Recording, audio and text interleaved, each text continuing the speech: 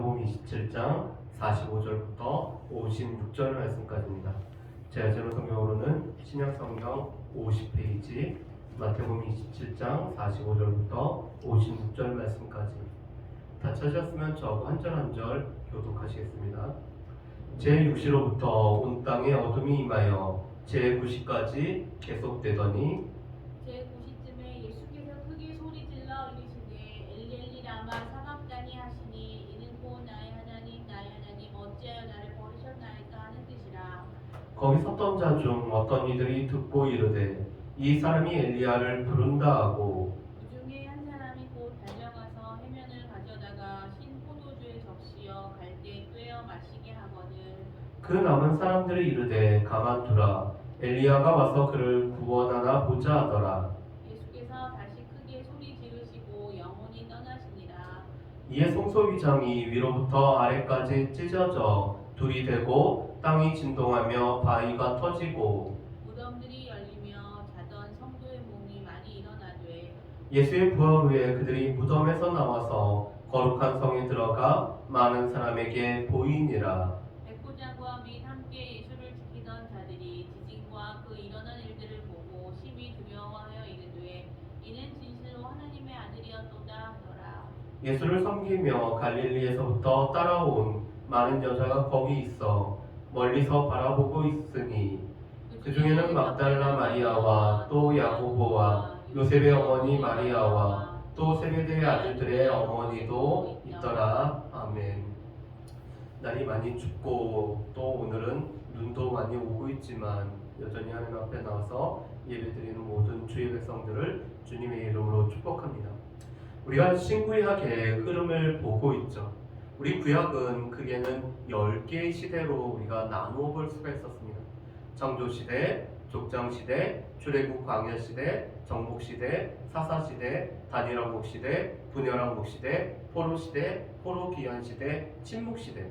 특별히 이 침묵시대는 말라기 이후로 예수 그리스도께서 오시기 전까지 400년 동안 하나님께서 말씀하지 않는, 그래서 침묵했던 시기죠.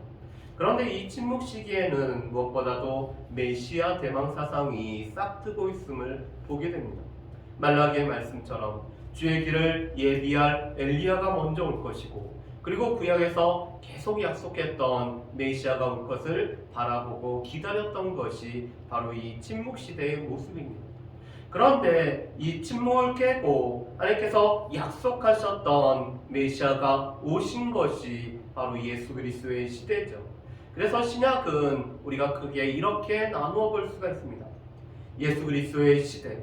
그런데 예수 그리스도의 시대를 공생의 전까지의 모습, 그리고 공생의 모습, 그리고는 예수님의 십자가, 죽음, 부활의, 그 다음에 이 승천의 모습을 우리가 볼 수가 있습니다. 또 예수님의 이 시대를 넘어서는 성령의 시대인데, 성령의 시대는 두 개로 나눠지죠. 교회의 시대와 선교의 시대로 나누어집니다. 그 기점이 사도행전 15장에 있는 예루살렘 공의회로서, 그때까지는 이 예수님께서 이 성령을 보내주심으로 말미암아 우리 가운데 교회라는 공동체가 생기고, 또 이 공동체가 온 세상을 향하여서 예수님이 우리에게 명령하신 것처럼 성령의 권능이 우리에게 임하시면은 예루살렘과 온 유대와 사마리아와 땅끝까지 이르러 내 증인이 되는 이 사역을 감당하는 선교 시대로 이렇게 흐름이 연결이 되죠. 예수 그리스도의 시대를 저희가 같이 살펴보면은 이렇게 볼 수가 있습니다. 공생의 전에 보면은 하나님의 아들이 인간의 몸으로 오셔서 인간과 똑같은 삶을 사셨고, 세례와 시험 받으심으로 공생애를 준비하시는 모습을 우리가 볼 수가 있죠.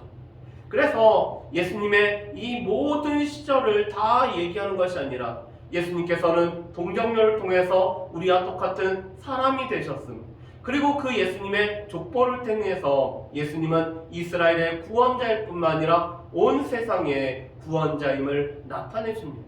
그리고 예수님이 세례를 받으심으로 하나님의 모든 일을 이루실 뿐만 아니라 세례를 통해서 이스라엘에 나타나시고, 또 세례를 받으심으로 이 세례 요한의 사역이 예수님으로 연결되어지는 것을 우리가 볼 수가 있죠. 또한 예수님은 이 아담은 에덴에서 사단의 유혹에 넘어갔지만 예수님은 이 사단의 시험을 받았지만 성령이 충만하여 성령에 이끌리어서 하나님의 말씀으로 이 사단의 시험을 이기십니다. 그래서 사단은 예수님을 잠시 떠나죠.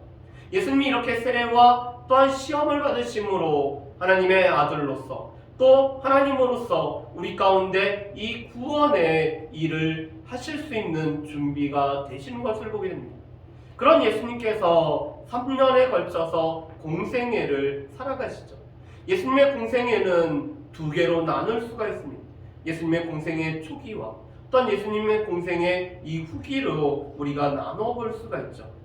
예수님은 공생애를 통해서 하나님 나라의 회복을 위해 이 교육과 선교와 치유와 제자훈련의 사역을 예수님이 하시고 계십니다.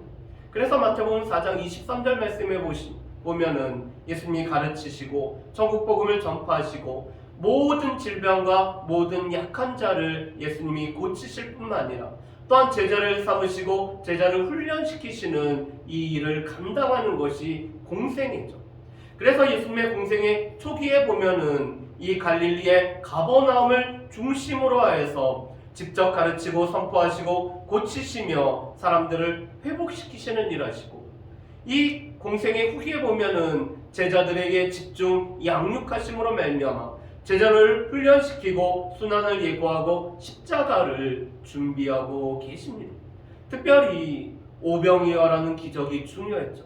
이 오병이어 기적을 통해서 사람들은 예수님을 억지로 임금을 삼으려고 했지만 예수님은 우리의 필요를 채워주시는 분이심을 이 오병이어를 통해서 예수님이 나타내셨습니다. 그리고 제자들은 이 오병이어의 기적을 보고 예수님이 누구신지에 관해서 고백을 하죠. 베드로를 비롯한 제자들은 주는 그리스도시요 살아계신 하나님의 아들입니다라고 고백을 했습니다. 이런 고백하에 예수님께서는 순환을 당하시고 예수님이 십자가에서 죽으시고 또한 예수님은 부활하실 것을 말씀하시며 제자들보다 먼저 갈릴리에 가실 것을 세 차례 관해서 예수님이 언급을 하고 계시죠. 그래서 이제는 십자가와 죽음과 부활로 오늘 승천으로 예수님의 사역이 연결이 됩니다. 그래서 오늘은 예수 그리스도의 시대 세 번째로 십자가 부활과 승천을 우리가 같이 한번 살펴보기로 합니다. 십자가 부활은 인간을 억압하고 있는 죄와 사망의 사슬을 끊고 온전한 회복의 길을 열어놓은 사건이죠. 이 십자가가 죄의 문제를 해결했다면 예수님의 부활하심으로 말미암아 우리의 죽음의 문제를 예수님이 해결하시고 그래서 우리 가운데는 온전한 회복의 길을 열어놓으셨습니다. 십자가, 죄의 대가를 지불하기 위해 예수님이 죽음 안으로 가시죠. 예수님께서는 창세기 3장 15절에 있는 이 약속처럼 예수님께서는 이 죄의 대가를 지불하기 위해서 자신의 몸을 친히 제물로 드리는 이 십자가라는 것으로 죽음으로 예수님이 가고 계십니다. 그런 예수님은 부활을 통해 새로운 탄생을 알리는 첫 열매가 되죠. 이 첫 열매가 되었다는 것은 부활에 다른 이 열매들을 우리가 기대할 수 있다는 것을 뜻합니다. 또한 승천을 통해서 그 땅의 그 제한적인 시간에서 떠나 모든 인류에게 사역을 감당하시죠. 예수님은 우리와 똑같은 사람이 되셨기 때문에 제한된 공간에서 또한 제한된 시간에서 예수님이 사셨을 뿐만 아니라 또한 그 공생애를 예수님은 사셨습니다. 그런데 승천하심으로 말미암아 이제 하나님 우편에 앉아 계시고 예수님이 다른 보혜사인 성령을 보내심으로 말미암아 이 시간과 장소와 이 모든 것에 구애받지 아니하시고 모든 인류에게 오늘 하나님의 구원의 역사를 우리 가운데 일하게 하시는 이 사역을 예수님이 지금 감당하고 계시는 것이 바로 예수 그리스도의 시대의 모습입니다. 그래서 우리가 맨 처음에는 예수님의 이 길을 우리가 같이 한번 살펴봤으면 좋겠습니다. 예수님의 길, 예수님께서 받으신 이 시험이라는 것은 사단은 세상의 길로 갈 수 있도록 예수님을 시험을 했습니다. 우리의 육신의 정욕을 채울 뿐만 아니라 우리의 안목의 정욕을 채우고 또한 우리 가운데 자랑할 거리를 나타냄으로 말미암아 수많은 사람들의 이 빵을 오늘 공급해 줄 뿐만 아니라 놀라운 기적을 통해서 많은 사람들을 모으고 또 사단에게 절하기만 하면은 이 천하 만국을 주겠다라는 이 세상의 쉬운 길이 아니라 예수님은 십자가의 길을 가시겠다라고 이 시험을 통해서 예수님은 분명히 보여주시죠. 그래서 예수님은 이 시험은 과연 이 세상의 길로 갈 것인지 아니면은 십자가의 길로 갈 것인지 나타내주는 아주 가장 중요한 모습 중에 하나였습니다. 그런 예수님은 이 땅에서 살아가시면서 이 십자가와 또한 부활이라는 것을 목표로 하여서 예수님이 사셨죠. 그래서 제자들에게 예수님에 대한 바른 고백을 한 제자들에게 예수님이 십자가에서 죽으실 뿐만 아니라 또한 예수님은 부활하실 것을 3차례에 걸쳐서 미리 제자들에게 말씀을 하고 있습니다.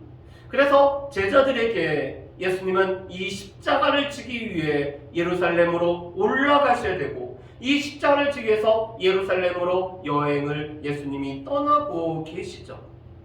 자, 그렇다면은 왜 예수님이 이 예루살렘에 올라가는 이 예수님이 십자가를 지기 위해서 왜 예루살렘으로 올라가실까요? 우리 누가복음 9장 51절 말씀에 보면은 이런 말씀이 있습니다. 예수께서 승천하실 기약이 차감해 예루살렘을 향하여 올라가기로 굳게 결심하였다라고 말씀합니다. 예수님께서 이 땅을 떠나서 승천할 이 시기가 가까우니까 예수님께서 이 예루살렘으로 향하여 올라가기로 예수님께서 굳게 결심을 하였죠. 그리고 9장 51절 이하의 말씀을 보면은 사마리아 사람들이 예수님을 배척합니다.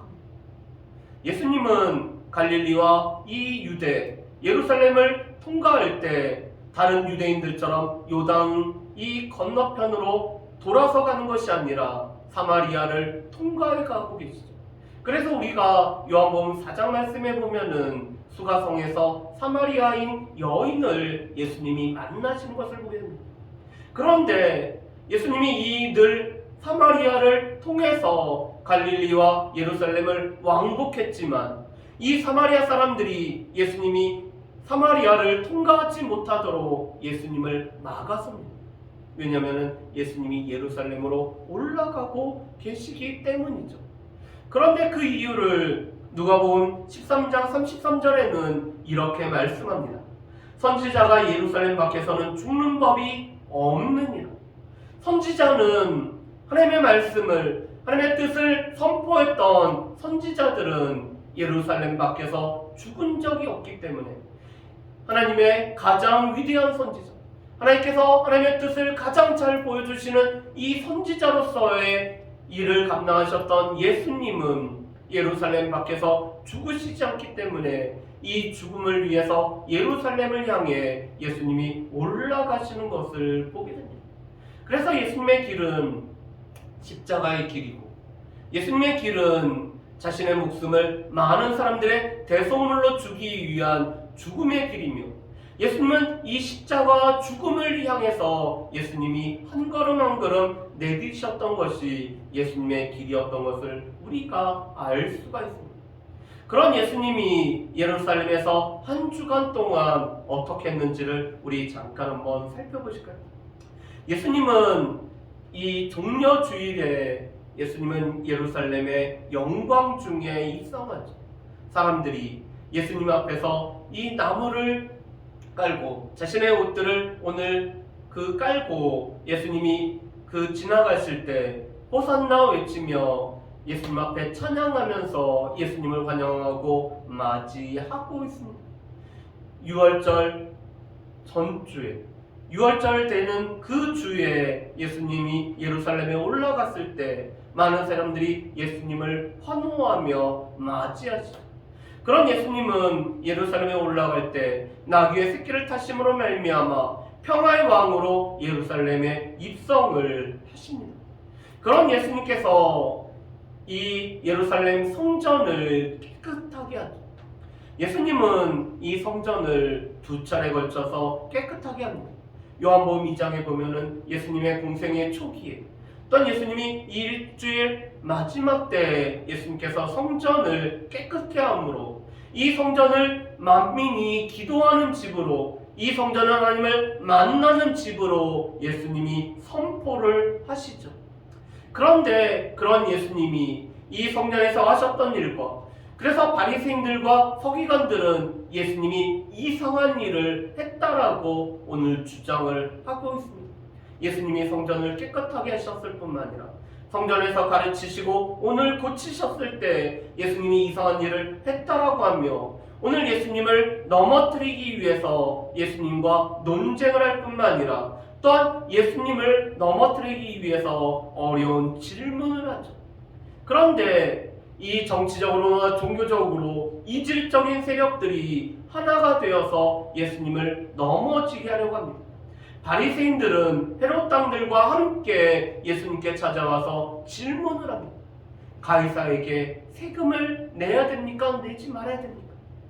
또 사두개인들은 예수님께 부활에 관해서 물어보면서 한 여인이 7 남편을 두었는데 이 부활할 때는 누구의 아내가 되는지를 물어보는 이 예수님 앞에 오늘 논쟁하고 예수님을 넘어뜨리기 위한 질문을 예수님한테 하고 있죠. 그런데 예수님은 그들이 생각하지 못하는 아주 뛰어난 답변을 하심으로 말미암아 오늘 바리새인들과 사두개인들의 잘못된 생각을 고쳐주십니다. 그뿐만 아니라 예수님은 화 있을진저 선포하실 뿐만 아니라 또 마지막 때에 관해서 예수님이 말씀하심으로 말미암아 예수님을 향한 적대감이 점점 커지는 것이 이 마지막 한 주간의 모습이죠. 그리고 예수님은 유월절 전날 제자들과 함께 다락에서 만찬을 나누시기를 원하십니다. 그러면서 예수님이 이 떡을 떼어주시고 또한 이 포도주를 나눠주심으로 말미암아 이것은 너희를 위한 내 살이요, 이 포도주는 새 언약의 피라고 우리에게 말씀을 하십니다. 그래서 이 성찬을 통해서 예수님께서 어떠한 삶을 사시고 어떤 죽음을 오늘 죽으실지 우리에게 말씀을 하시죠. 그런 예수님은 겟세마네에서 제자들로 하여금 시험에 들지 않도록 깨어서 기도할 것을 말씀합니다. 예수님께서 3차례 기도하시며 나의 원대로 마시옵고 아버지의 원대로 되기를 원합니다라고 말씀하시며, 예수님도 이 고난의 잔을 지시기가 너무나 힘드셨기 때문에 예수님도 같은 기도의 제목으로 예수님이 기도하시는 모습을 보게 됩니다. 그렇지만 예수님과 함께 이 만찬을 나누었던 가룟 유다가 예수님을 배신할 뿐만 아니라 또한 예수님이 잡혔을 때 이 예수님의 제자들은 예수님을 다 버리고 도망가죠. 특별히 예수님이 제자들에게 시험에 들지 않도록 깨어있으라고 말씀하시며 베드로에게는 닭이 2번 울기 전에 3번 나를 모른다 부인할 것을 말하지만 오늘 제자들은 그 육신의 연약함으로 깨어있지 못해서 결국에는 예수님을 모른다고 부인할 뿐만 아니라 예수님을 다 버리는 제자들을 보게 됩니다. 그런 예수님이 가지게 됐던 죄목은 2가지였습니다. 당대의 대제사장이었던 이 가야바와 전 대제사장이었던 안나스에 의해서 종교재판을 통해서는 예수님은 신성모독과 성전모독이라는 2가지 제목으로 예수님이 기소를 당하죠. 예수님이 하나님의 아들로 자신을 말씀했기 때문에 신성모독을 행하였다라고 하고, 또한 하나님만이 하실 수 있는 죄의 용서에 관해서 예수님이 선포하셨기 때문에 신성모독에 해당된다라고 얘기하며, 예수님께서 이 성전을 알면 사흘 안에 다시 세우리라 하는 이 말씀은 성전 되시는 자신의 육체에 관해서 말씀하셨지만 성전을 회파하고 성전을 허문다라는, 그래서 성전을 모독했다라는 이 제목으로 예수님에게 오늘 신성모독과 성전모독이라는 제목으로 예수님을 기소를 하죠. 그런데 이 이스라엘 백성들은, 유대인들은 자신들로서는 이 사형권이 없기 때문에 이 이방인들의 손을 빌어서 예수님을 넘겨주려고 합니다. 그렇기 때문에 예수님이 자칭 유대인의 왕이라고, 예수님이 유대인의 왕을 사칭했다라고, 그래서 반란을 회책했다라고 해서 예수님을 반란죄라는 이 제목으로 예수님을 기소를 하게 되죠. 그런데 요한복음 11장 50절에서 52절 말씀에 보면은 그의 대제사장이었던 가야바가 이런 말을 하고 있습니다. 제가 요한복음 11장 50절에서 52절 말씀을 한번 읽어보겠습니다.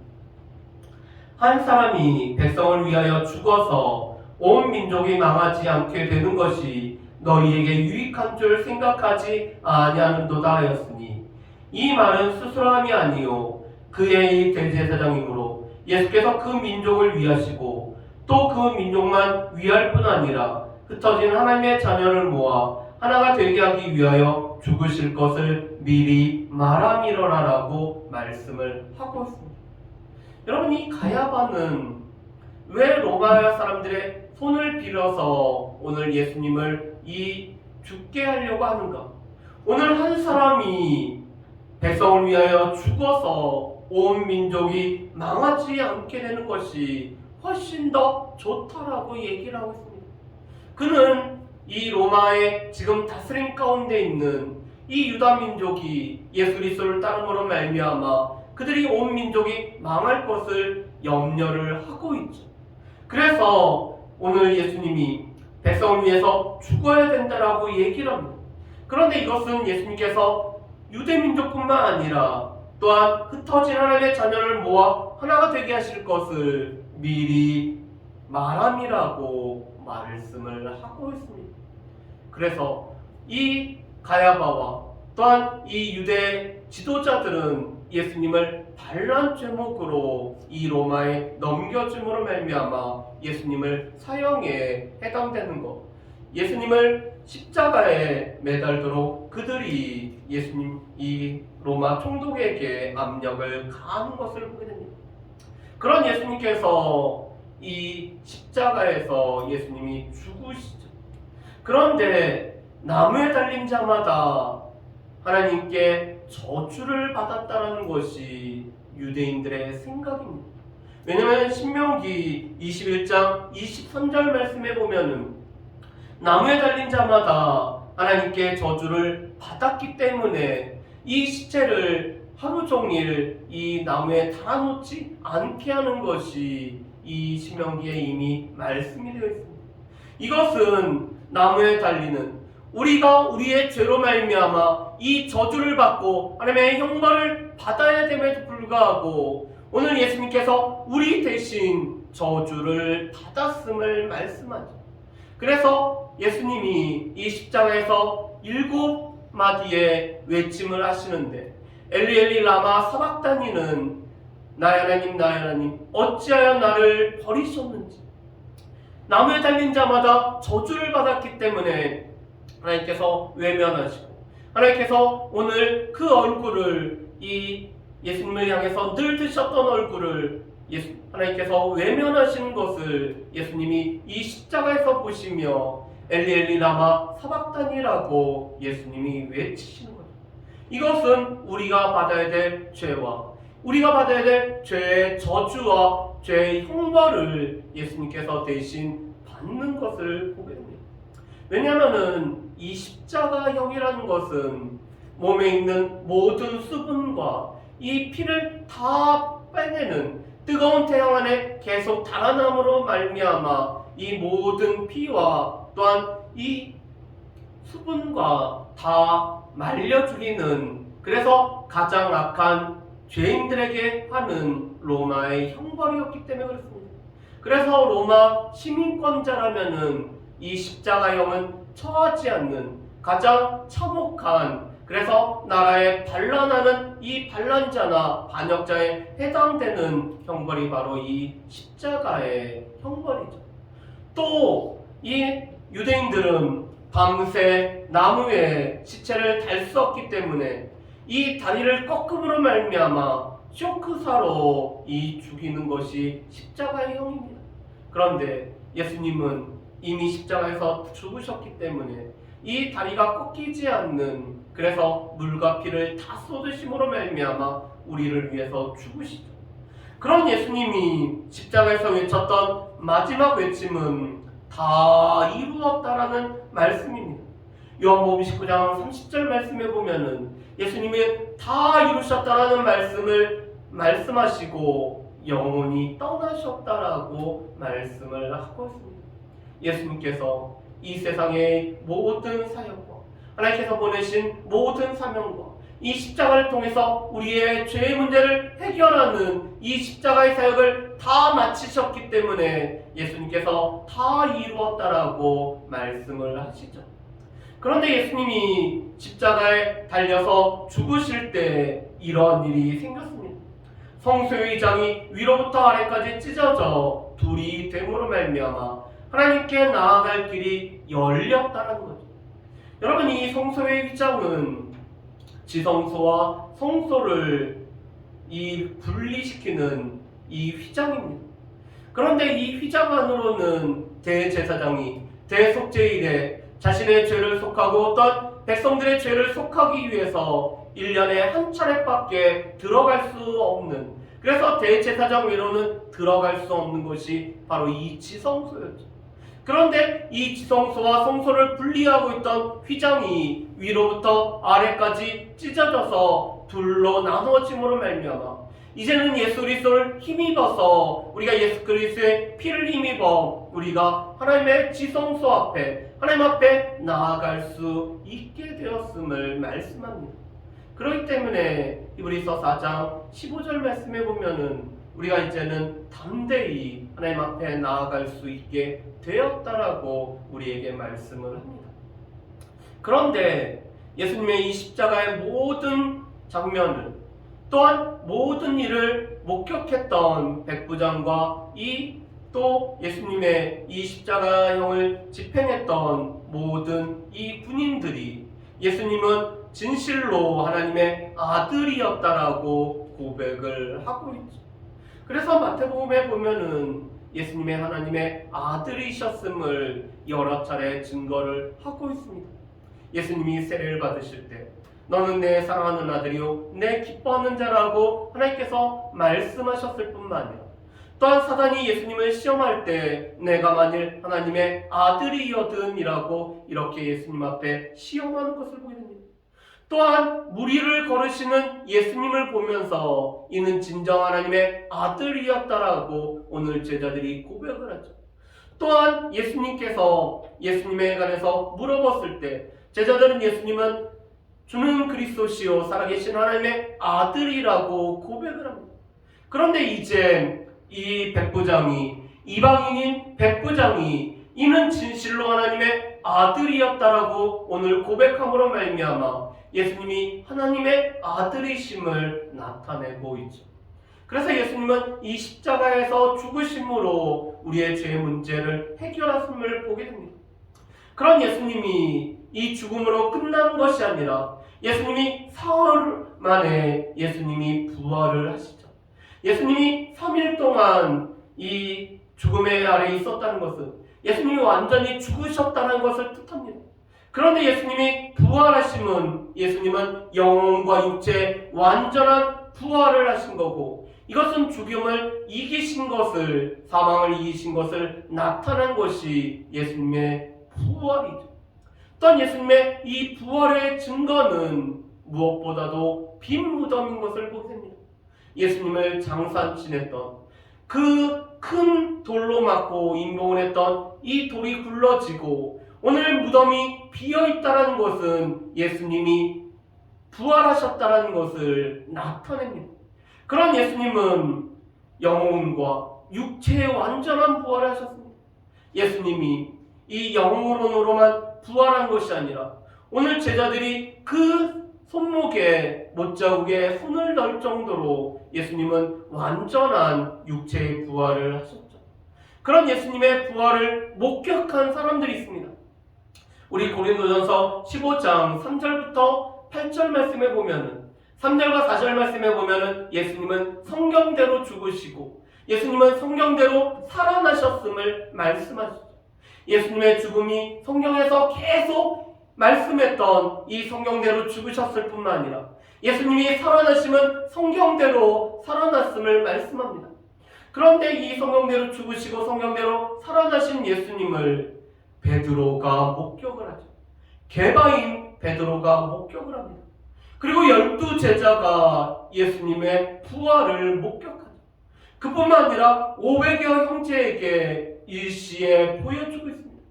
또한 바울이 이 고린도전서를 보내고 있는 그때에도 500의 형제 중에서는 아직 살아있는 사람들이 있어서 예수님의 부활을 목격한 이 증인들이 있다라고 말씀을 하죠. 그뿐만 아니라 예수님의 동생이었던 야고보에게 또한 모든 사도에게 그리고 마지막으로는 바울 자신에게 예수님이 부활하신 예수님이 나타나셨음을 말합니다. 그래서 이 빈 무덤과 예수님을 친히 목격한 이 목격자들이 있기 때문에 예수님의 부활은 확실함을 말씀하죠. 그런 예수님의 부활은 부활의 첫 열매가 되시기 때문에 예수님이 부활하셨기에 우리 또한 부활하고 오늘 죽은 자가 부활할 것을 우리가 소망하며 또한 우리가 이 부활의 능력을 힘입어서 하나님께서 예수님을 다시 살려내신 이 부활의 능력으로 우리가 하루하루를 살아갈 것을 말씀을 하고 계시죠. 그런 예수님은 40일 동안 제자들과 함께 하시다가 예수님이 승천을 하십니다. 우리 사도행전 1장 3절 말씀에 보면은 40일 동안 제자들에게 보이시며 하나님 나라의 일을 말씀을 하셨습니다. 제자들에게 부활하신 예수님이 나타나셔서 오늘 예수님을 목격했을 뿐만 아니라 하나님 나라의 일에 관해서 예수님이 말씀하시고 또한 예수님이 그때까지 가르치셨던 모든 것을 생각나게 하시죠. 그런 예수님의 이 승천은 구원이 완전히 이루어진 구원의 완성입니다. 여러분, 예수님이 십자가에서 죽으시고 부활하심으로 말미암아 우리에게 구원을 이루셨는데 그 구원의 완성은 예수님이 하나님 우편에 앉아 계시는 이 십자 승천하심으로 말미암아 예수님의 이 구원이 다 완성이 됩니다. 그런데 또한 예수님의 이 승천은 우리에게 유익이 된다라고 말씀합니다. 왜냐하면 요한복음 16장 7절 말씀에 보면은 다른 보혜사를 우리 가운데 보내주실 것을 약속을 하고 계시기 때문에 그렇죠. 그래서 요한복음 16장 7절 말씀에 보면은 이렇게 말씀을 하고 계십니다. 그러나 내가 너희에게 실상을 말하노니 내가 떠나는 것이 너희에게 유익이라. 내가 떠나가지 아니하면 보혜사가 너희에게 오시지 아니할 것이요 가면 내가 그를 너희에게 보내리니. 예수님께서 보혜사를 보내심으로 말미암아 이 보혜사가 지금 시간과 장소에 구애받지 아니하고 우리와 늘 함께 하실 뿐만 아니라 또한 죄에 대하여 세상에 대하여 의에 대하여 심판에 대하여 세상을 책망하시는 일을 또한 예수님이 가르쳐 주신 모든 것을 기억나게 하시고 생각나게 하시며 우리를 위해서 친히 간구하실 뿐만 아니라 우리를 인도하시는 일을 감당하는 것이 예수님이 보내신 다른 보혜사가 우리 가운데 하시는 일이라고 말씀하죠. 그러면서 예수님은 하늘로 올려진 이 예수님은 하늘로 가심을 본 그대로 오시리라고 말씀을 합니다. 우리 눈에 볼 수 있게. 또한 예수님은 육체적으로 예수님은 영광 중에 다시 오실 것을 우리에게 말씀을 하시죠. 그래서 우리는 다시 오실 주님을 기다리면서 살아가는 것이 우리의 삶입니다. 자, 그렇다면은 이 예수님의 십자가 죽음 그리고 부활 승천을 통해서 우리가 그 알 수 있는 것들을 우리가 몇 가지 한번 우리 살펴봤으면 좋겠습니다. 십자가를 지시기 위해 이 땅에 오셨을 뿐만 아니라 우리 죄와 죽음의 대가를 치르신 것이 예수님이시죠. 그래서 예수님은 내 목숨을 많은 사람들의 대속물로, 우리의 속죄의 제물로 오늘 드리기 위해서 예수님이 이 땅에 오셨음을 예수님은 분명히 우리에게 말씀하셨습니다. 예수님이 십자가에서 죽으심으로 말미암아 우리의 죄의 문제를 해결하셨고, 또한 예수님이 부활하심으로 말미암아 죽음의 문제를 해결하심으로 말미암아 우리로 하여금 이 죄와 죽음으로부터 자유케 되는 일을 예수님이 하신 것이죠. 그런 예수님의 죽으심으로 우리는 하나님 앞에 나아갈 수 있는, 우리가 담대히 나아갈 수 있는 길이 열렸다는 것을 우리는 기억하며 살아가야 될 것입니다. 또한 예수님은 부활의 첫 열매시기 때문에 그 부활의 첫 열매가 되시는 예수님을 통해서 우리 또한 부활할 것만 아니라 우리가 이 부활의 능력을 매일매일 우리가 힘입어서 살아갈 뿐만 아니라 우리는 이 부활의 능력으로 우리는 그 어느 것도 두려워하지 않고 살아가는 것이 우리의 삶이라고 말씀을 합니다. 그뿐만 아니라 다시 오신다라고 약속하신 주님, 다시 오실 주님을 기다리는 삶, 그래서 우리의 삶은 주 예수여 어서 오시옵소서라고 우리가 외치고 고백하는 마라나타의 삶을 우리가 살아가며 다시 오실 주님, 성령의 인도하심을 통해서 우리를 이끄시고 인도하시고 우리와 함께 하시고 우리를 위로하시며 우리가 그래서 주 없이 살아갈 수 없다라고 고백하시는 그 주님을 우리가 힘입어서 살아가는 것이 우리의 삶인 것을 보게 됩니다. 바라기는 여전히 우리가 주님 다시 오실 때까지 우리가 찬양을 했던 것처럼 우리가 이 좁은 문, 좁은 길, 나의 주어진 십자가를 지고 우리가 주님의 뒤를 따라가며 살아갈 수 있는 저 여러분들 되시기를, 또한 예수님을 증거하며 살아가는 우리의 삶이 되기를 주님의 이름으로 축복합니다.